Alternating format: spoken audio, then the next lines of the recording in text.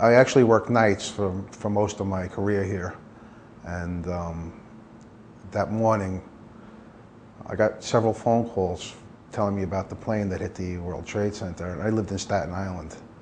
I called the desk, I said, "Do you want me to go?" They were like, "Everybody, go," you know. So I jumped in my car, figuring I wouldn't even be able to get close.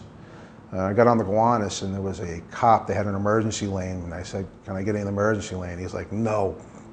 And the Gowanus was completely shut down. It was a standstill. As soon as I passed him, I just jumped in the emergency lane and came through, and there I was right there. I pulled over and parked, and I ran down the block, and I think I was there for maybe 10 minutes. And I was taking pictures, I was making some great stuff, and everybody starts running, and I'm like, "Where's everybody running?" And I look up, and it just looked like a movie.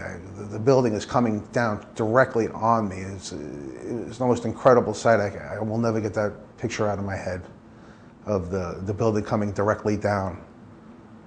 Everybody starts to run. I was a group of cops. There was another photographer there, I remember, a couple of firemen, and we're directly under the building across the street. And we all ran to the corner of the building, which was across the street. And, you know, I really thought this was it. You know, this was the end here. You couldn't see not an inch in front of you. It was just completely dust, and you know, you had no idea what was going on.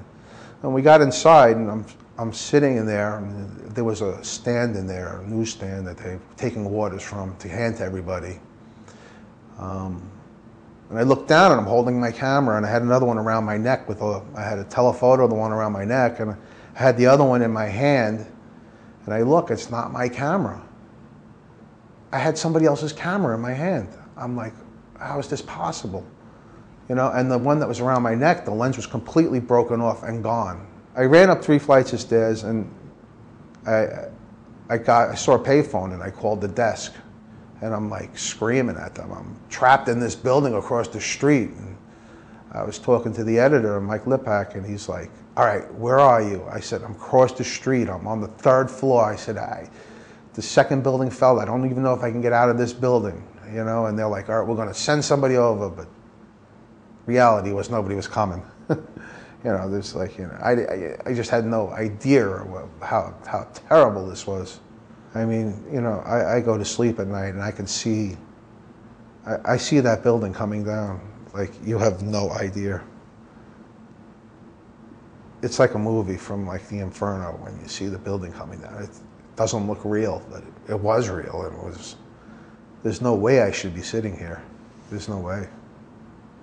I mean, they had like, when I got back to the office, there was this box full of cameras that were just destroyed, and I gave them hand shoes and mine, and then it just went into the box. That was, I mean, these things didn't even look like cameras anymore.